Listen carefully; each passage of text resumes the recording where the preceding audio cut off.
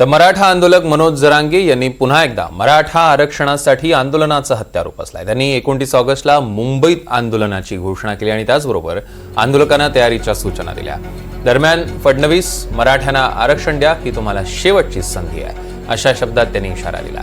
जरांगेंच्या नेतृत्वात जालन्यातील महाकाळा येथे बैठक पार पडली। या बैठकीला गोदा पट्ट्यातील 123 गावातील मराठा समाज बांधव उपस्थित होते आणि त्यावेळी त्यांनी हा इशारा दिला। फडणवीस एक दिवस असा माणूस होणार आहे, तुम्ही लक्षात ठेवा। आता असा माणूस होणार आहे की सगळ्यात राजकारणातून कामातून गेलेला माणूस होणार आहे, तर देवेंद्र फडणवीस होणार।